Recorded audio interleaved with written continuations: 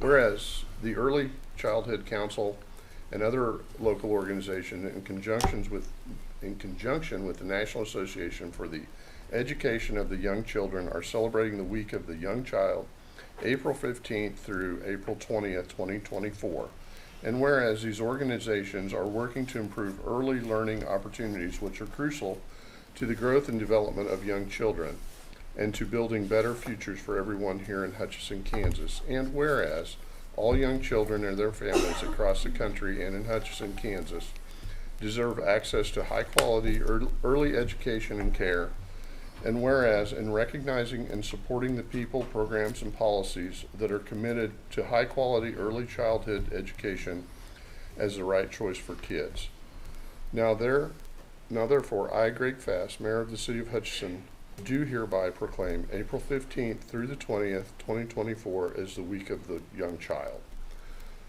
Do you have some words about that? Well, there's going to be multiple things going on for that week throughout the community, all over Hutchinson for families to go participate in that are going to be free. So if you look on a website for Chamber, I believe that's one of the places that'll be on there. So there's lots of things, and it's multiple agencies that are coming together for the Week of the Young Child. So yeah. Well, good. And the second proclamation that you're going to receive is for the Trauma Week. Child Abuse Prevention. Yes, Child Abuse Prevention Month. So I'll read this and you can speak about that if you'd like. So, whereas our children are our most valuable resources and shape the future of Reno County, and whereas childhood trauma, including abuse and neglect, is a serious problem affecting every segment of our community, and finding solution requires input and action from everyone. Whereas childhood trauma can have long-term psychological, emotional, and physical effects that have lasting consequences for victims in abuse. And whereas protective factors are conditions that reduce or eliminate risk and promote the social, emotional, and developmental well-being of children. And whereas effective child abuse prevention activities succeed because of the partnerships created between child welfare professionals, education, health, community, and faith-based organizations, business, law enforcement agencies, and families. And whereas communities must make every effort to promote programs and activities and build strong children and families. And whereas we acknowledge that we must work together as a community in partnership to build awareness about child abuse and contribute to promote the social and emotional well-being of children and families in a safe, stable, and nurturing environment. And whereas prevention remains the best defense in our children's and families. I therefore, Greg Fast, Mayor of the City of Hutchinson, do proclaim the month of April 2024 as Child Abuse Prevention Month. Thank you. So we are with a program called Healthy Families, and we are with the Kansas Children's Service League, and throughout the month of April, it's National Child Abuse Prevention Month, so we do lots of serious but silly things at the same time. We are having Spirit Week as well as just a attention-seeking thing to show that today's Decade Day, so Haley's in her grunge wear. I'm going to go back and get dressed in my decade. So we are an early prevention. Kansas Children's Service League is the Kansas chapter for child abuse prevention. So we try to get in early with these families prenatally if possible and show them that they can be wonderful parents even while working through some of the things that they have to work through. So anyways, we appreciate this so much. Well, thank you, Haley. Thank you for being here. Thank you very much.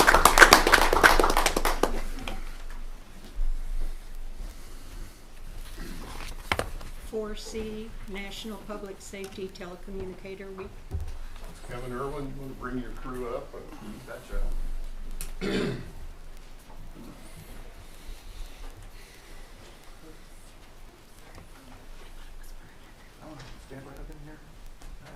And are we going to have one of these that speak daily for a living read this?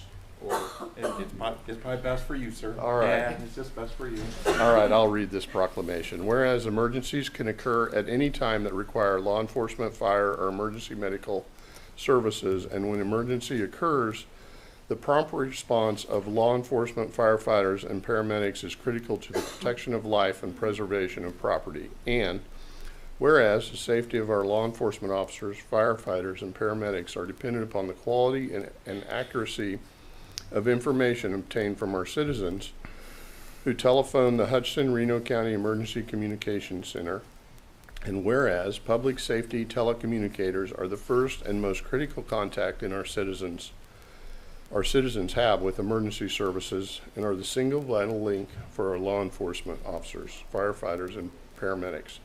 By monitoring their activities by radio, providing them information, and ensuring their safety.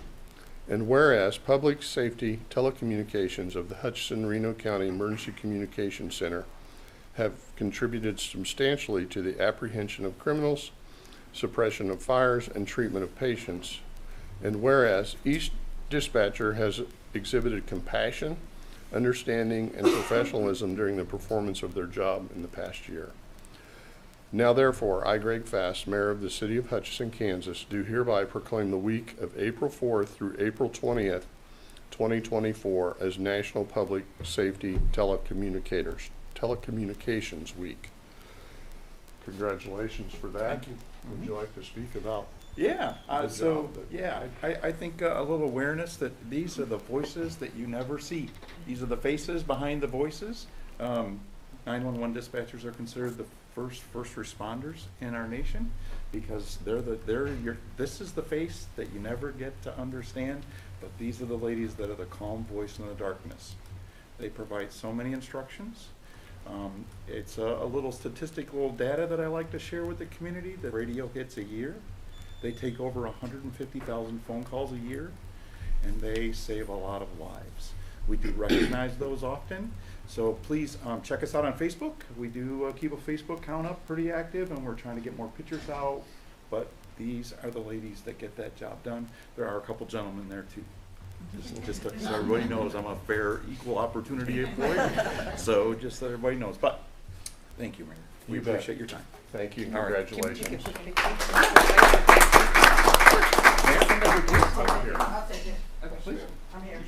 I'll stand behind. Thank you. We've been, okay. Ready? Yep. Courtney, you ready? 1, 2, 3. There you go. All right. Thank you. Appreciate it. Thank Thank you. you. Thank you, Beth. Thank you. Thank you. Appreciate those. Yeah, give it to me. Thank you. Yeah, I know. Kevin, Sir. got a real quick question for you. Yes, sir. Are we at full staff, sir? Yes, actually, I can report we're at full staff. That's and great. We've adopted a +1 policy as well, and we're currently still looking for apps. Okay. We've worked with Intermayor Mary Grace and regarding getting one up above budget so we can cover vacations without overtime, but Good. yet not get us in the trap that we were before, where we were falling behind. So yes, as of today, we are fully staffed. Well, I'm happy for your service. Without you, we would. I mean, them too, but I appreciate it. Thank you, sir. Not a Hey, problem. Kevin, one more thing. You might explain to the public why, when you call 911, they ask so many questions. And I think that's off-putting to some people, but I think they need to understand why they're asking all those questions. Yeah, so what we actually have some, it's not to be annoying, we actually have some scripts. They're scientific scripts. And the whole purpose of asking questions in a specific order is there's this little saying called, our responsibility is to get the right resources to the right place, to the right, in the right time, in the right manner for the right problem. So does the fire or the EMS need to go in an emergency situation with their lights and sirens on, or can we just drive normal traffic? Do we have to send 2 fire trucks, 3 fire trucks? If it's a commercial structure fire versus a residential fire structure, is it a trapped MVA, or is it just somebody who's fallen and needs assistance getting up? So it depends on the situation. So the purpose of the questions is to actually get that triaged down to the proper situation so we can send the right resources. Then to follow that up, they all give what they call pre-arrival instructions and post-dispatch instructions. What we do is we actually, when somebody's down, for example, in a cardiac arrest, I take CPR every year. It takes me 4 hours to recertify that CPR class. If you listen to any of these telecommunicators and you listen exactly and do what they tell you to do, they'll teach you how to do CPR in 1 minute and you can save a life. You can pump the blood. You can do chest compressions. You can save a life. You make a difference. Last year, I think we recognized 8 or 9, I don't remember the exact number, 8 or 9 telecommunicators that provided CPR instructions for people who actually were discharged from the hospital. And that's not only, that's just part of the chain of survival, but that's where those instructions and those scripts come from, sir. And I hope that makes sense. Very good. Okay. Appreciate All right. appreciate that. Have a good day. Next item. Item 5A, oral communications. This is a time where you have 5 minutes to speak to the council, and love to hear from you. Hi, Aubrey. Hello. Good morning. Morning. I'm Aubrey Abbott Patterson, President and CEO of the Hutchinson Community Foundation, serving all of Reno County. And I've given you some scarves today as a small thank you from the Community Foundation for what you do for our city, the time and energy you give. It's a small thank you, but I hope you have a few more days of cold weather to enjoy it before the warmth kicks in. Today I'm here to, other than thank you, to announce Match Day on May 1st at the Wiley Building. This is a quadrennial event at this point. We've done it every 4 years. Michael Glenn gave me that word, quadrennial, in an article a few weeks ago. And it's a time when our community comes together to donate to support the organizations and causes that make this a great place to live. This is not the usual support we give to nonprofit organizations in terms of annual giving, but rather to help build their endowed funds for operating endowments, savings accounts, if you will, that help make those organizations more stable and more able to focus on their mission rather than on fundraising. The Community Foundation is very purposeful at this event to say, we need people to keep supporting nonprofits in the way they usually do, but on Match Day to dig a little deeper, find a little extra, and help put it in these nonprofit organization endowments to make them stronger and better for our community. If you were to go to hutchcf.org and click on the Match Day button, now you'd see a list of organizations participating. There are 38 of them.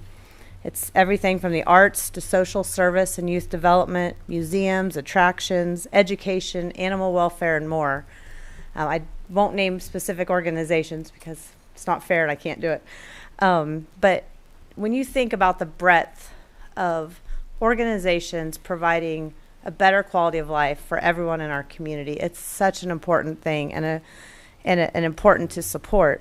Match Day is one way to do that, and we hope that all of you and everyone in Reno County who loves living here and wants to be supportive will show up on that day, either in person at the Wiley Building from 10 a.m. to 6 p.m., where we'll have a lot of fun activities and things going on to make it a fun event for everyone, or to give online from midnight to midnight on May 1st. So in person from 10 to 6 or online all day is when the giving is. What I haven't said is that it's Match Day because the Community Foundation's putting out a $100,000 match for the money that's raised that day. It's not a one-to-one match, it's proportionate. So whatever portion of the total pool a nonprofit raises on that day is the proportion of our match that they will receive. So any of your gifts go into their endowment funds, and our match goes directly back to the organization to use immediately for whatever they'd like to, however they'd like to put that money to use. In addition to the 38 organizations who've signed up and said, yes, we want to be part of Match Day. We want to build these savings accounts that, project us into the future and make us more stable. We will also have a list of funds on that day that people can support that are not matched, but that are important to our community. The Fund for Reno County is at the top of that list for me. That's our unrestricted grant-making pool that allows us to make grants across the county several times a year. The Fund for Bueller is similar for the community of Bueller. But this year we're also going to list an endowed fund for housing, an endowed fund for childcare and early childhood, and an endowed fund for downtown development. I think that our community is making great strides in all of those areas. There are a lot of people putting in a lot of work, and an endowment is a long-term strategy to sustain those efforts. On Match Day, support the organizations first if you have favorites. But if you're more interested in the topic areas of housing, early childhood and downtown development, or arts and culture perhaps is another one. Consider giving a little bit more to those funds to show your support for that work, and to opt in, to raise your hand and say, yes, I want to know more about this. I want to be supportive of the work that's happening. So again, Match Day, May 1st, 10 to 6 at the Wiley Building. It's going to be fun. We're planning a lot of good things. Food, music, pictures, May Day baskets. But also it's an event where people can give online too, if that's more convenient. So, do you have any questions about Match Day? You might repeat how much you're matching? Oh, and our match pool is $100,000. That's significant. In 2020, our community gave over $500,000. Adding our match to that, it was a $600,000 return on the day for our nonprofits. So I feel really proud of that, and I hope we can do it again this year, maybe even bigger. So Great. thanks for your support. You bet. Thanks for the scarf.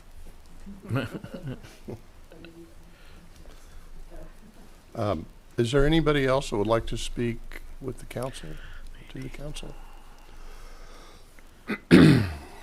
All right, next item. 6A, approval of minutes of March 19th city council meeting. And approval of appropriation ordinances. Anybody have any questions on that? I've read it. No questions. All right, Any questions either?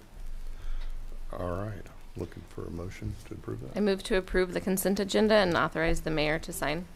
Second. Roll call, please. Richardson, Yes. Garza, Yes. Nagers, Yes. Goss, Yes. Bass. Yes. Next item. New business.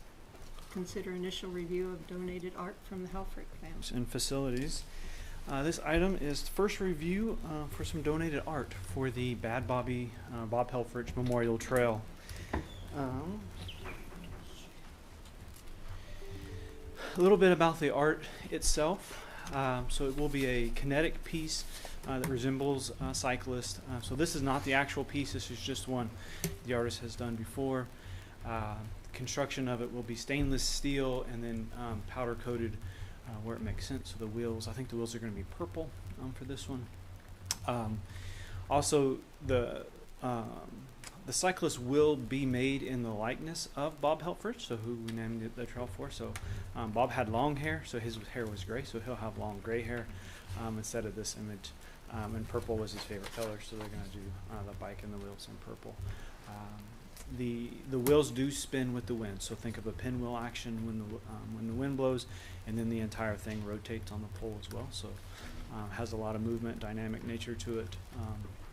The total piece is just under 4 feet tall, so from the bottom of the wheels to the top of the rider, 45 inches tall, and then about 5 feet long, and then it's only about 6 inches wide or deep. So the donor is actually would like to remain anonymous. They have been working very closely with the Helfrich family. The cost for this piece is $14,000, has been discounted a little bit, but they have secured the funds. And then the Helfrich family, primarily Tony and Kath, have been working with Amos Robertson, who's or Robinson, who's the artist out of San Diego. So they've been working very closely with the artist. And here's some more pictures. So the piece is actually already being built. So the top 2 pieces or pictures are from the artist in his studio. So you're starting to see how the shape of it will look. And then the bottom 2 images are just some additional sculptures that he has done. So as far as location goes, so this is the trailhead that's in the 24 budget that we're currently working on. It's really just overlaid on the existing trailhead. So if you know where the gravel trailhead is now on North Plum, the red dot is about the only location we can put this sculpture, because the yellow line that cuts through the middle of the image is a high pressure gas line. And so then the 2 red lines kind of on the north and south of it is an easement. So we really can't dig other than the paving for the parking lot. So we'll locate the sculpture right along the trail there near the picnic shelter that's going to go in with the trailhead. So we are about 70% done with design work for the trailhead. So the intent would be to have the art ready to go for the ribbon cutting of the trailhead, which should happen later this summer. A little bit about the donated art policy. So there's 4 steps to it. The first is the proposal, which we've received the proposal. The second step is first review of city council. So that's where we're at today. Basically, it's now your decision to either reject the idea totally or to send it to the art design council for review, for location, for artistic value, those sorts of things. The art design council will review it and then make a formal recommendation back to city council. And so I'll come back a second time and ask for formal approval of the art, and at that point we will accept it. The funds are going to come to the city for this project, so the donation's actually coming to the city, so the city will pay the invoices, those sorts of things. So in the past, the art has just been donated directly. This way, the city's actually kind of working as a, or will be handling the payments. I've already received half of the $14,000, so I'm confident that the funds are going to come. It is my recommendation to proceed, so to basically forward this to the Art Design Council for formal review, and then I'll be back hopefully in 2 weeks for final approval. So with that, I'll answer any questions. I have a question. The $14,000, does that cover just the cost of the piece, or does that cover any of our costs for installation? Yeah, as I asked for questions, I remember I forgot that piece. So I'm glad you asked. Okay. So that covers the art itself and shipping. The city will be responsible for the pole, so it will be mounted. They recommend at a minimum of 11 feet, so the bottom of the wheel is at 11 feet. So the city will have to purchase the pole and then do the installation of the base for the pole. Our horticulture and forestry group, they're really good at art installation. They used to do all the sculpture art walk installation, so they're really comfortable doing that. So there will be a cost to the city. I mean, it'll be a few $100s, or well, probably more than that, probably $500 or $600 for the pole and the concrete for this piece. Well, and you answered my next question, which was the height of the pole that it goes on. So that's helpful. It will be out of the reach of pretty much everybody. It's fairly thin material, and I think the total piece is only 60 pounds, I think. So it's not real hefty. So we want to get it up out of the reach of people that can't grab onto the wheels. So. Yeah. His other sculpture, how long has it been out in storms and whatnot?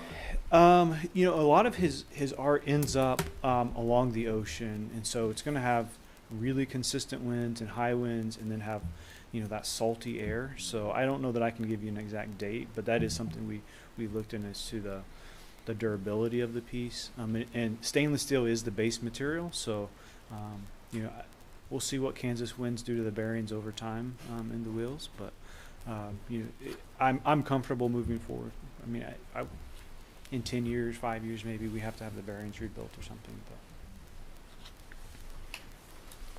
But any other questions or comments? No. All right. Looking for a motion to move this. I make a motion to forward the proposed donated sculpture from the Helfrich family to the Art Design Council for review and formal recommendation. I'll second that. All right, roll call, please. Richardson? Yes. Garza? Yes. Magers? Yes. Goss? Yes. Bast? Yes. All right, next item, please. 7B, presentation from Brad Shores on the 30th and Halsted traffic light discussion and road diet. Good morning. I think they're going to come set up the slides for me. Yep. Brad Shores, JO Consulting Group, one of your points of contact for consultant city engineer. And if technology is working, I also have on with this on Teams, Jim Tabata, and you can see his name there, and Pat Bird. They're both traffic engineers, so when you guys start asking the good questions you always do, I'm just going to go straight to them. So I'm here to talk about really kind of two things. One, what's going on right now at the intersection of 30th and Halsted based on a variety of things, but then also to talk to you about the corridor from on 30th from Waldron to K61. Basically the intersections immediately, the major intersections immediately west and east of 30th and Halsted. Figure out Okay, so some recent history. In June of 2023, June of last year, I think it's the northeast traffic pole was hit. This led to an insurance claim that's ongoing. That's actually following its normal routine. We designed a replacement for you, and I'm supposed to move this box up here because it'll be a little more out of the way. That is under construction. The foundation for that pole was put in a little over a week ago. We think the pole will be put up this week, so that's ongoing. Actually, pretty quickly after that, Mary Grace brought up with us some concerns about the intersection as a whole, and this ultimately led to JEO taking the traffic counts we needed in January to do an analysis. In February, we provided that analysis, and that analysis basically said, yes, there is a concern here. We don't think the intersection is functioning in the way that we would like it to from a safety and efficiency perspective. And the recommendation was protected lefts, basically a dedicated left turn arrow for the eastbound and westbound traffic. And because today it's 4-lane on 30th, east and west, and I've got a slide, the next slide will explain why, but we really need that to be what's called split phase. Basically, all of east has to go, so right through and left, and then all of westbound has to go right through and left. We cannot have the left turns happening at the same time. It's not safe because of the way the intersection is set out today. We want you to know that we believe it needs to be a split phase. We've actually, because it's such an important safety component, we have asked the city to go ahead and implement the split phase with the work that's happening right now. So as this signal pole is going in today or this week, it will become a split phase. And so these left turns are going to, or these movements are going to take turns. It's not as efficient. It's going to be safer. It's not as efficient. We may get complaints about the delay. That's just kind of an expected outcome of this. This led us into a broader conversation, which is honestly the real reason I'm here today, which is what can we do to rectify this long term? And our recommendation is a road diet from east of Waldron to west of K61, and I'm going to get into that. There are other options. We could go 5-lane intersection, so to speak, and I've got some displays to talk about that. Or we can go 5-lane the whole way. So just continue the 5 lanes that exist from Waldron west. Take that 5 lanes from Waldron to K61. So why split phase? Why are we having to introduce maybe an inefficiency from a timing perspective? If you just imagine you're the green car, you're making a left turn, and that kind of middle car there is obstructing the view of the gray car. So you go to, okay, my clicker was working perfectly. Whoops.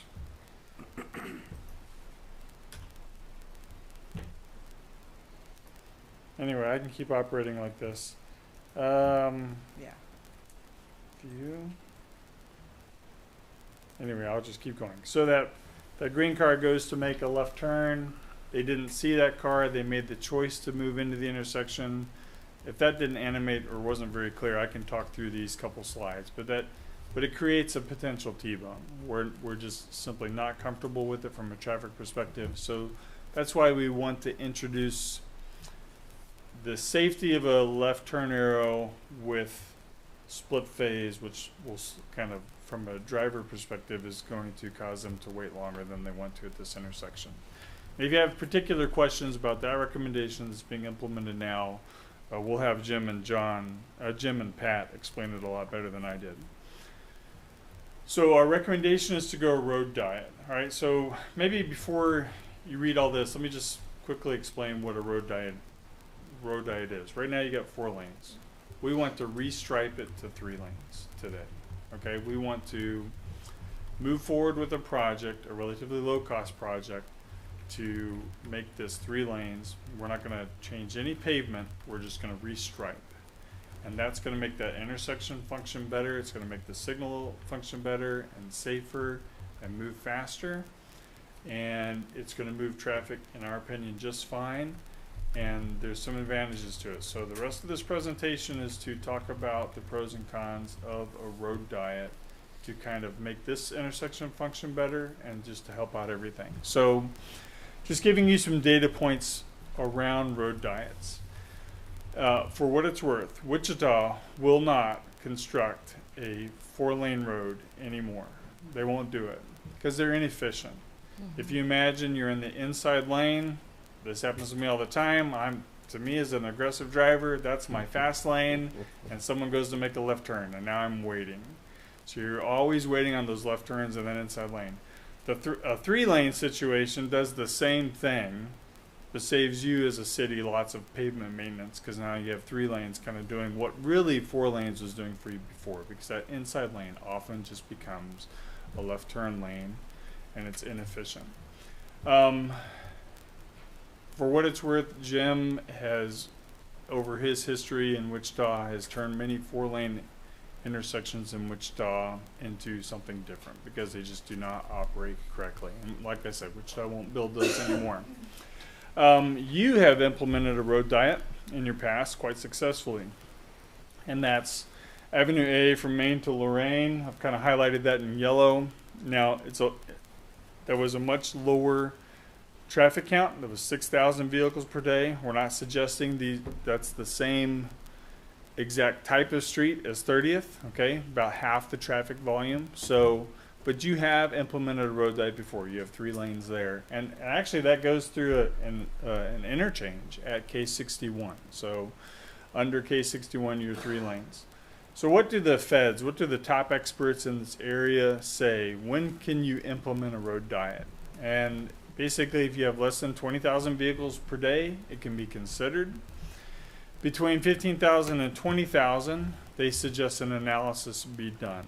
And in your case, at 30th and Halstead, we're well below that 15,000 threshold.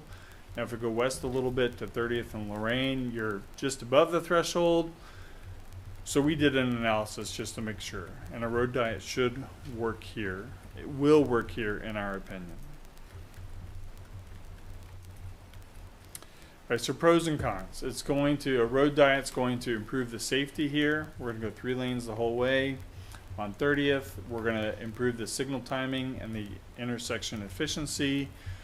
Where one of the very cool features about this is suddenly now we're able to accommodate maybe not all 3 of these, but either bike, pedestrian, or parking, or just simply shoulders for people to pull off on. The bike aspect is particularly intriguing here because you have an ongoing developing bike network across the city, and this would actually plug one of those gaps that exists.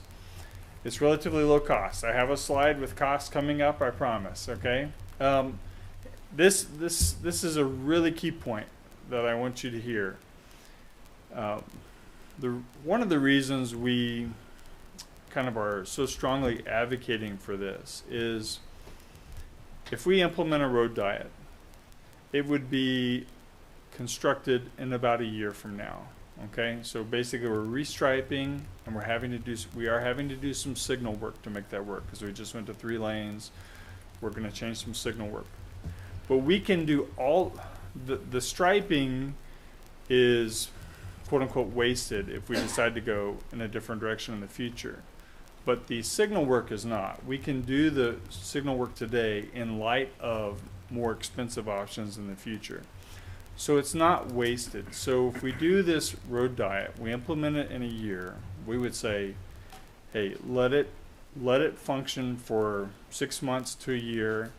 If the community decides we just hate this, maybe the engineers are telling us it's functioning, we can still move on to another option, another more expensive option, and we haven't lost much, very little. You're going to see that in the costs.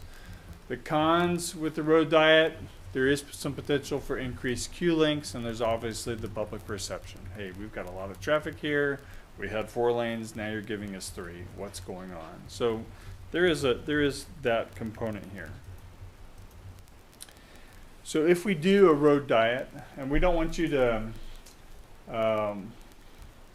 we're not locked into any of these, but we can do, on the left, we can do shared bike paths.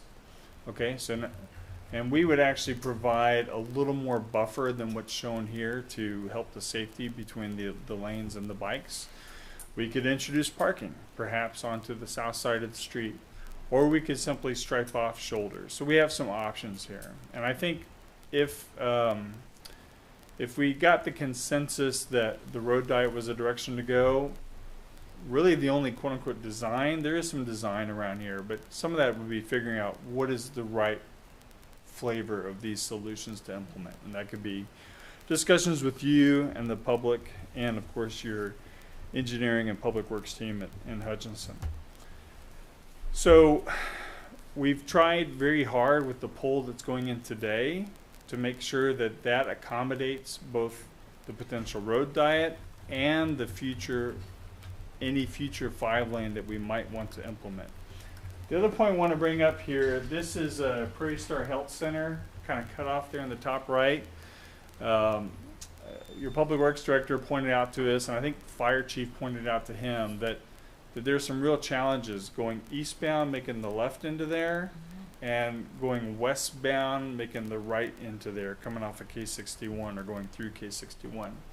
The beauty about the road diet is, and there is a part of this that's not drawn correctly, like this would not be, those two arrows, which implies a shared lane, we would not do that.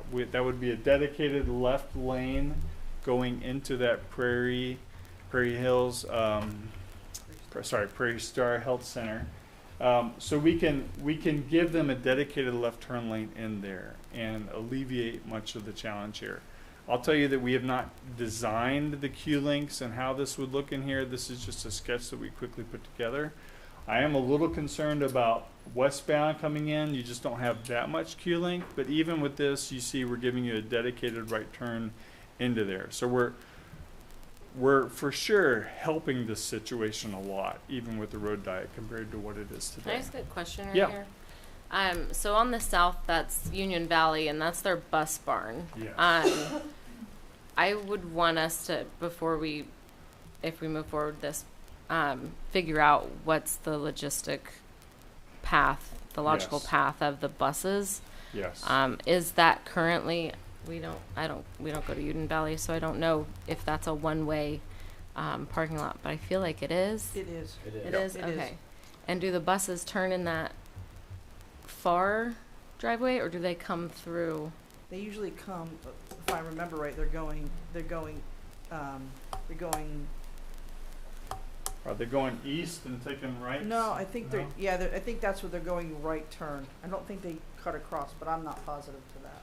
I think they go back west and then go back down. Down through? Yeah, I think so. And that can be part of this process too, is when we're implementing this project, not only evaluate Prairie Star, but this system as well, make some recommendations, and really do the traffic around that, and how can we optimize the functioning of this area on the east side of the corridor. Yeah, I'm looking at this, and I'm sure this has been thought of, but I'm thinking of people traveling eastbound through that intersection with the Q, and then you have your entrance driveway right across the intersection, and how that traffic's going to back up during school in the morning, Right.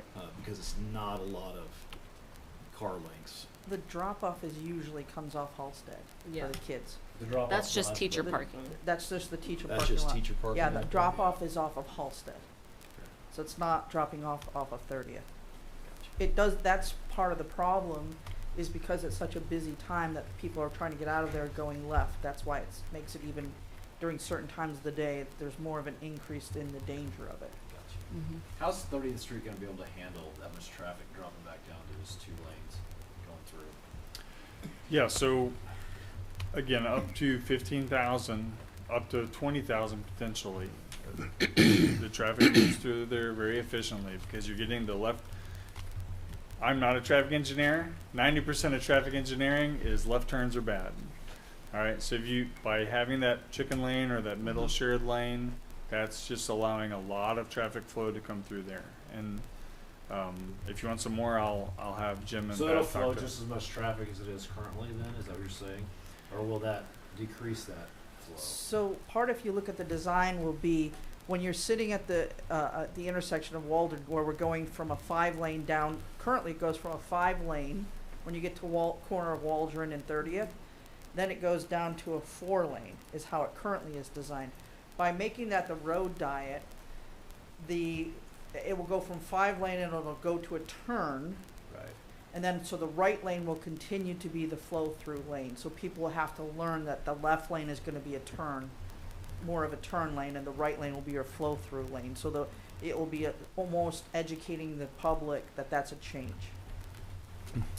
I think my concern might be that traffic is going to back up to K61. That has been proven at certain times, that we've already had that discussion.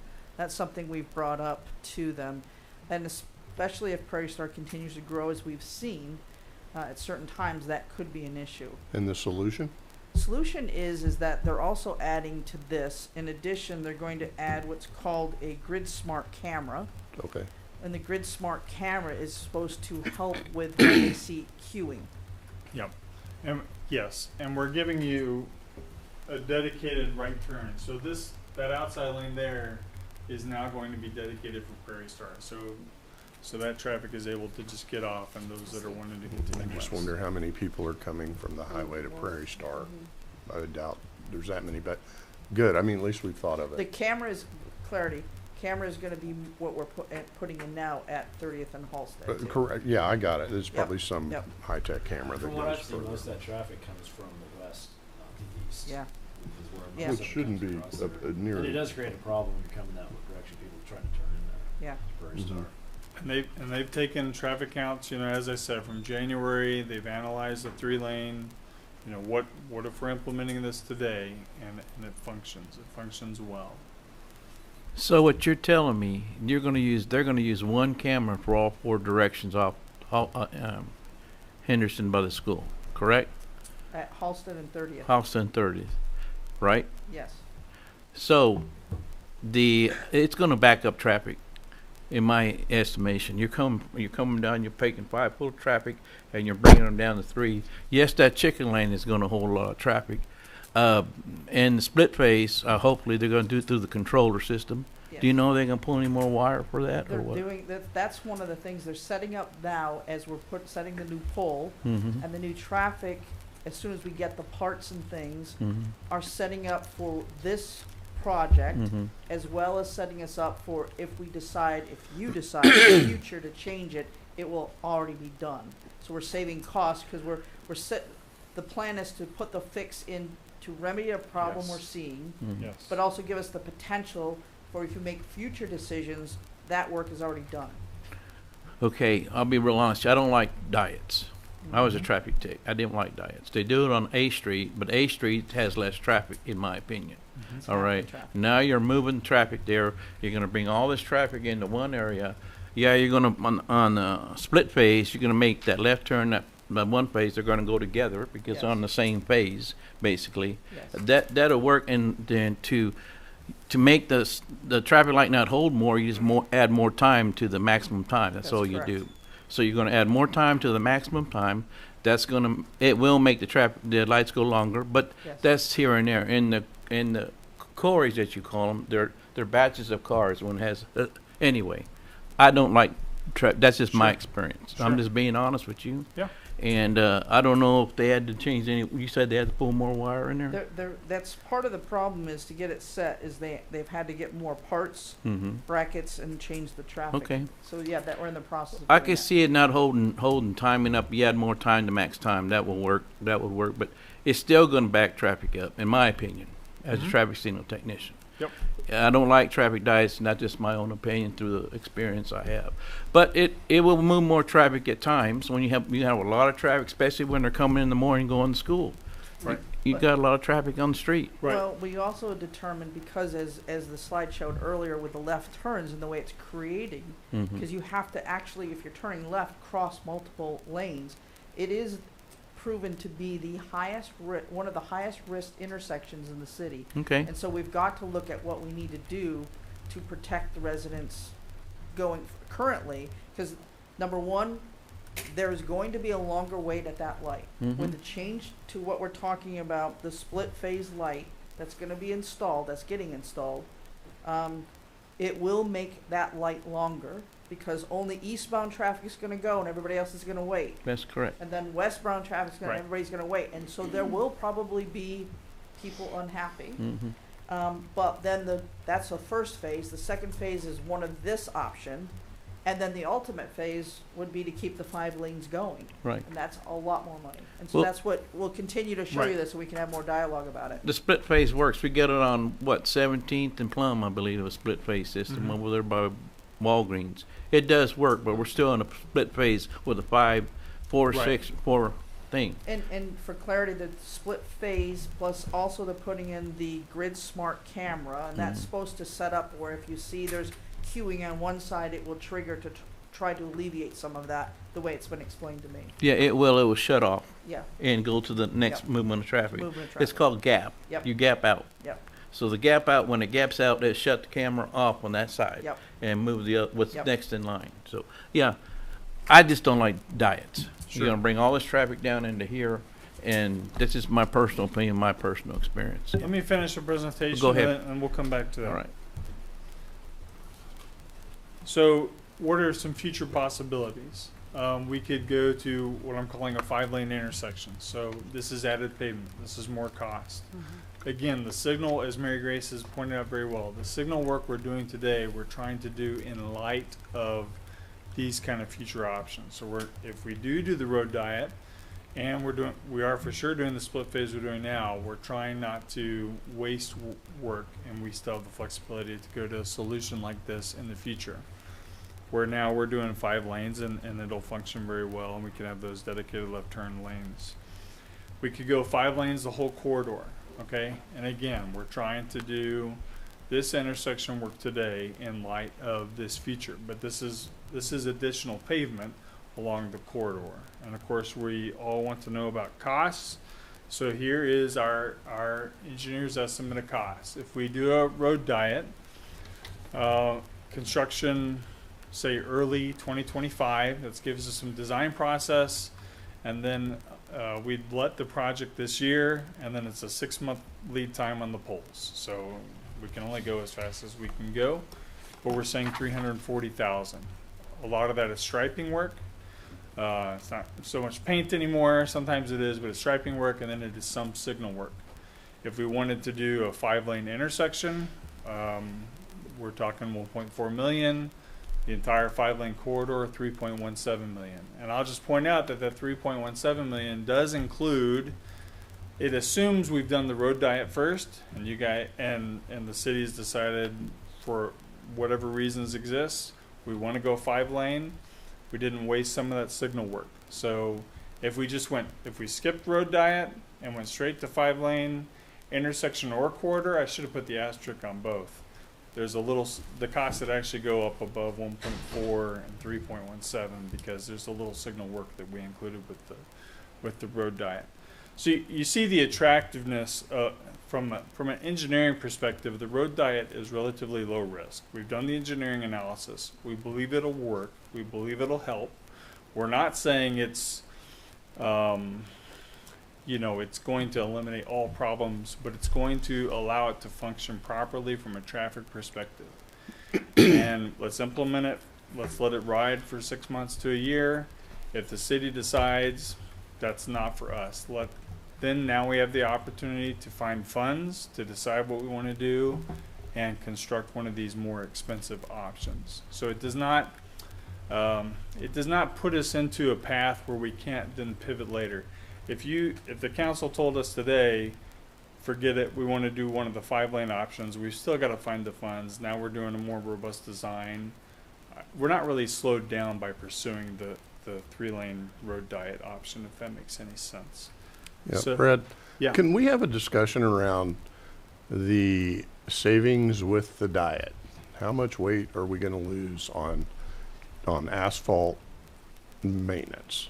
I mean, obviously the term diet means we're going to have less road to take care of.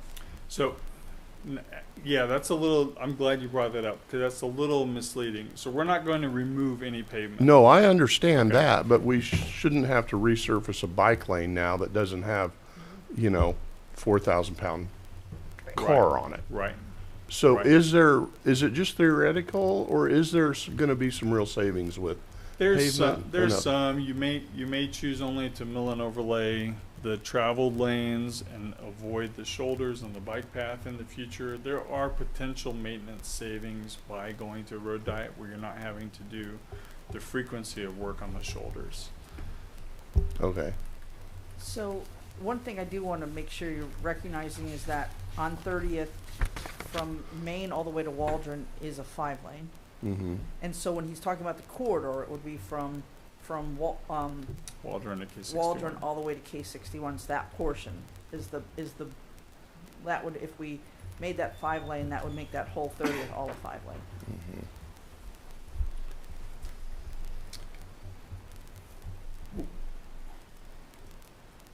We know going from 4 lanes to 3 lanes is like, there's going to be some public questions about that. So that's why we're here today, is say that from an engineering perspective, we like the solution. So what's the ask? Really, it's to consider the road diet. I don't know that we're necessarily asking for council to vote. I don't know if it's something that council has to vote on per se, but it's something we want to educate you on, what our traffic engineers believe is the benefits of the road diet. Have you think about it. If you want to talk to your constituents, give feedback. We need to make a decision fairly soon, I think, because we just believe that even though we are making the intersection safer today, it's going to be inefficient. And from a traffic perspective, we would like the road diet just to make that intersection function, in our opinion, more efficiently. And again, you still have the option to go 5-lane in the future. So for clarity, what I'm being told by staff is, number one, the new pole is being set. That, remember, we reported months ago that was a 6 to 9 month to get the new pole. And it's because there are new standards for poles now that we're required to do. The way the fittings are, the bolts patterns and things have all changed. And so we're still about 3 to 12 weeks out from the parts just to get the split phasing traffic signal light functioning. So you're not going to, like tomorrow, you're not going to see the change in the length increase, but between the next 3 to 12 weeks, once we get the parts and get that installed, that's when all of a sudden people are going to forget this conversation, and it's going to be, why are we waiting longer at 30th and Halsted now? So that is going to happen. So I'll keep you posted as to when that's going to transpire, but that is going to occur. So what we're talking about is I've asked Brad to come and have this conversation with council so that you knew that we want to keep the residents safe. We know this is a problem area, so we're trying to look at how we can be proactive to make the changes we need to do, but also how do we make it better, the flow better, and potentially keep people more safe. That's the purpose of today. I think it's a great idea to see how it goes with the split phase, with this all in the back of our minds, thinking this is how it should be. I like the planning and the thought behind all this. I really do. So for clarity, one of the other decisions we have to make as an entity is to, if we go to the road diet and make that decision, what do we want that to look like when the striping is done? We're going to have to go to have a conversation to know next steps, so I can give direction to the team as to the right recourse. That was one of my, I guess, items that I really wanted to address getting on council, was that I know that intersection is terrible. I've seen so many wrecks there. I even had a call here a couple weeks ago to, I think, Greg, about what we're doing about that. And so I think that split phase is a great idea, and I think it needs to happen because I think there's too many wrecks there. But I think even the public is going to look at that and go, yeah, that it's going to slow down the flow a little bit, but they already sit there forever now anyway. So I'm not sure that adding that road diet is going to actually increase that flow. I think that split phase will actually do I think, a really good job. But the great thing is we can put it there, see how it does, True. and then I guess look at it in the future. So that'd be my thought anyway. Well, I agree with you. Put it, but we need the split phase. We do. Agreed. All right, the split phase needs to be done, but we need to leave the road alone so we have time to get to talk to our constituents what they think about the road diet. I think the road diet is a big problem. No doubt we need the split phase in there. All right, but we need more time to talk to our citizens, let them know that we're looking at putting a road diet in. Because she'll run fine right now. The way you just put the split phase in there, she'll run great, and it will improve it. But sometimes when you load up that controller, you load up that intersection, they can do it by timing, that changing the timing, adding more time to it, and make it run smoother. But I agree with you. The only difference I'm disagreeing with is talk to our citizens about the road diet. Just leave it, put the split phase in, and see how she's going to run better. Yes, how can we not forget about this conversation? Because I think what's going to happen is we're going to put in the split phase, and then it's like, that problem's fixed. You know, I think we do need to have this conversation Absolutely. again. I think that would be Mary Grace Yep. and engineering's responsibility to keep us on track with kind of what's the timeline of when do we need to make the decision, and as we come into budget talks, where does this project fit in with our overall plan? Sure. I almost died at that intersection when I was 15. I was actually in exactly what you described. But then once you get hit, we T-boned the light post, which was metal. It still is metal. So I was life flighted to Wichita. Wow. So you have a strong opinion. I on do. this. I have a very strong opinion. And I will tell you that my medical bills alone cost more than just the changes that you've predicted here. So about $1 million total from the 2 weeks I spent in the hospital. So I am It's a passionate trigger. about this. It is. And then we've also, right before you came on council, there was a wreck that I know the community has been following this for quite a while. There's a number of wrecks, and there always is. I don't think we lose anything by slowing down traffic in this area. You've got 2 schools. You have the lack of a sidewalk on the north side. So it's kind of just across the board. It's kind of a mess right now. And I think the split phase is a good start. And the road diet is something that we definitely need to consider with feedback from the community. We also, And- we anticipate it being, don't hold us to this, but like about a 12 to 15, about 13-second increase in time. I know that doesn't seem like a lot when we sit here and say that number. When you're sitting at the light, it seems like an eternity. Well, and I think that hearing from the bus drivers when we were talking about 30th and Lucille, they had concerns about this intersection as well, and I think they brought it up when they're turning through the intersection that they didn't feel like they had enough time to clear, and they're even sitting up higher and can see all the oncoming traffic. So I think that the what we lose in efficiency with the split phase, the road diet is definitely the next step to consider. I think you guys have made really good points, and I'm comfortable with implementing the split phase and seeing how this goes. I do want to remind myself and us that it doesn't necessarily solve any of the issues we've raised at Prairie Star or the place on the south side there, because we're just solving the local intersection problem. Jim, have you been able to hear us? Like anything jumping out high level to you, just real quick before I think we're wrapping up here, but. Yeah, Brad, no, I've been listening to the discussion, and I'm comfortable with just starting with the split phasing as well. The one thing we do know is that we have a safety concern at the intersection. The split phasing will address that. Yes, we'll see a little more delay at the intersection, but I think that's something that we can live with and just observe and see how well it works. And then we've got more options that we can look at in the future if need be. Good. So we'll circle back after we let this ride for maybe a month or two after it's all put in place. Real quick, the intersection up there is loop operated, which means it's cuts in the loops. They're going to add a camera. It will be faster. that camera cuts it off, it sees the Oh, gaps. good. Because the loop system is a little slow. We have loops that go far back, and that's why it slows the intersection down. Now we just said, traffic lights has come a long way since I've been around. Used to have 4 cameras for 4 directions. Now you're telling me we only need 1 camera for all directions. That's great. So the camera system will make it go faster. Would the road diet change the speed limit at all? Because it's 45 through there.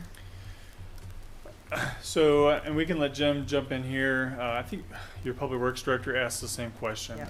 They're not necessarily interconnected. Our traffic engineers felt like there probably could be a speed study done on the corridor, regardless if it stays 4-lane or 3-lane, and that may just be a separate engineering thing we need to evaluate. Either way. Okay.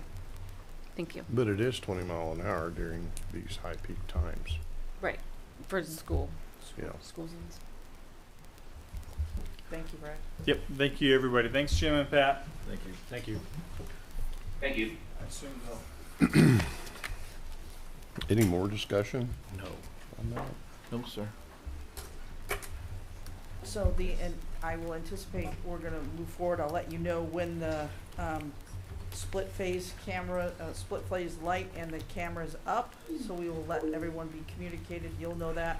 And then from there, kind of like the clock will start as to what talk to your constituents, find out what feedback is, and we'll put it on an agenda item to have a more discussion. Okay, All right. that sounds great. Next item. Report of city officials. Scott? Yep.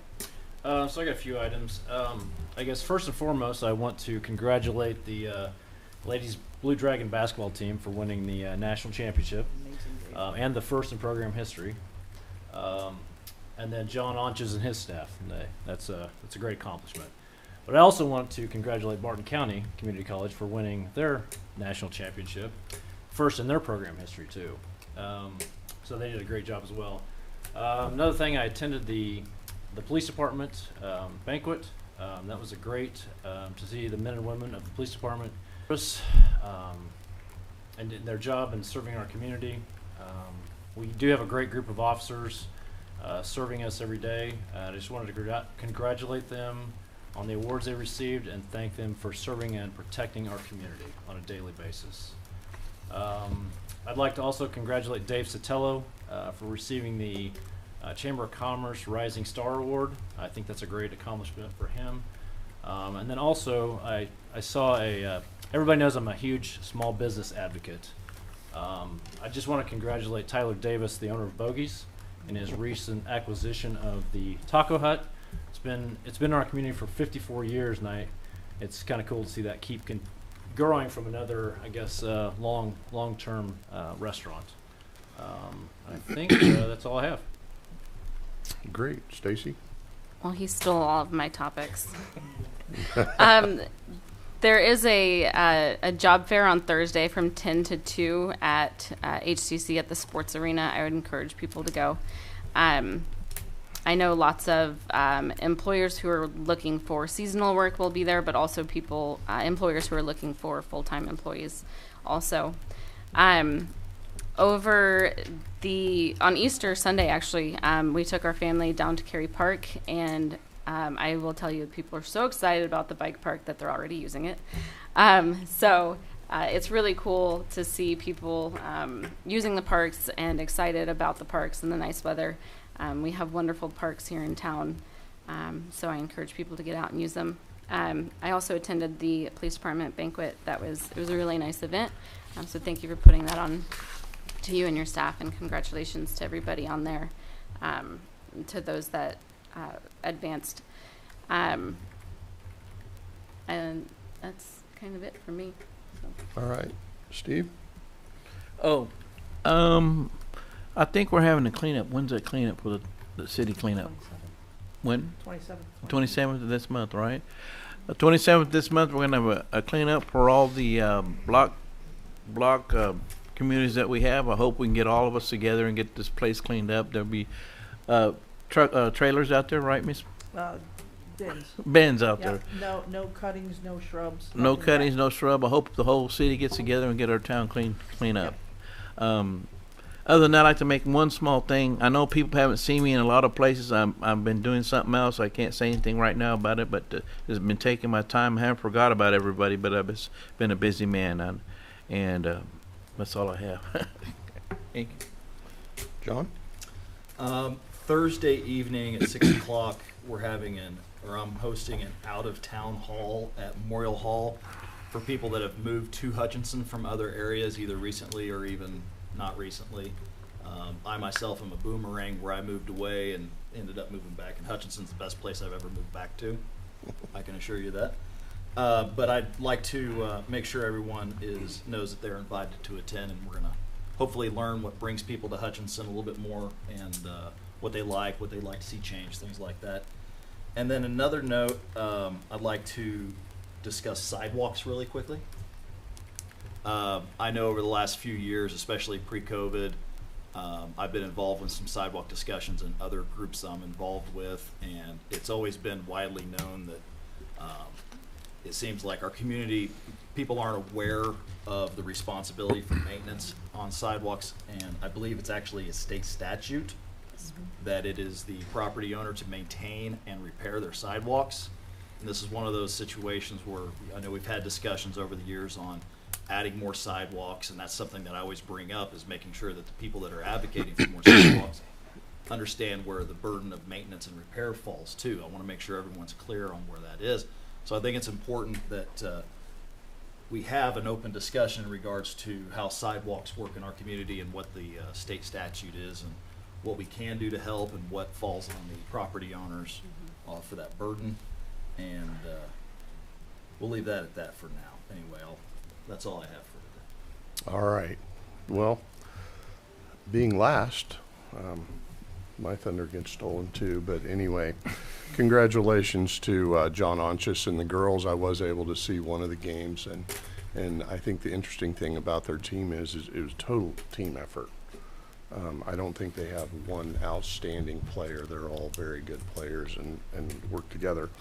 And along those lines, with the NJCAA, Mary Grace and I met with Dr. Chris Parker, head of the NJCAA, and he was very complimentary of the city of Hutchinson and the American Legion for the way that that tournament is run, and they're very happy to be here. They're very excited about moving the 8 teams or the 15 team. I don't remember anyway, but they're so excited about the hotel going up that alleviates an issue that's been ongoing. So anyway, it was exciting to meet with him and hear his feedback. The Parks Department has been working in Bunte Park and in Grandview Park. Those will be done mid-April. Take your kids out and enjoy them. Woody Seat closure, April 22nd. It will be closed again. We'll be doing a mill and overlay, or an overlay. I think it's already been milled from South Hutch over to C Street. So it is going to be closed again. The goal is to get it open by the first part of the summer, and you should actually notice improvements this time when it's closed. Although there were many things done while it was closed. I don't want to ever make light of the work that we do. And I'll just say generally, I think people want to know that we have hired a city manager based on contingent on extensive background check, and we should know more real soon with that and be able to announce more about that. So anyway, I think that's all I have. Mary Grace? Yes, I will add to all of what you've said. Woody Seat phase, this is a continuation of phase 1. I don't want people to think this is phase 2 yet. This is completion of the phase 1 of this project. So April 22nd, we'll be closing that down, and I'm pushing them to have it open by our shooting for Memorial Day weekend, because I know that would be important to have that functioning by then. HCC basketball teams, congratulations to the men for getting as far as they did. Congratulations to the women Dragons.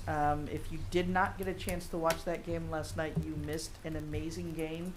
Congratulations with 0.7 seconds to do 3 shots to put it into overtime to then crush it and win.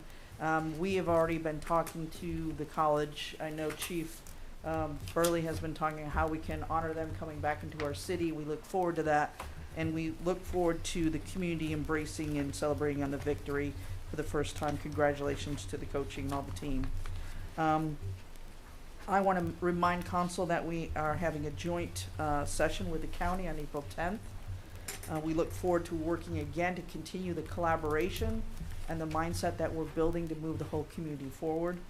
And I'd also like to remind the community that our cleanup day that we talked about, but also safe sidewalks, our applications are open and being accepted through April 24th. So you can go on to the hutchgov.gov website for the application. We have it up on our website in both English and in Spanish, and we encourage all the applications. And so that's all I have for today. And you stole my thunder to thank and congratulate Dave Sotelo. We're really proud of him being the rising star this year. All right, anything else from anybody? I have a motion to adjourn. I move to adjourn. Second. Roll call. Richardson, Yes. Garza, Yes. Magers, Yes. Goss, Yes. Pass. Yes.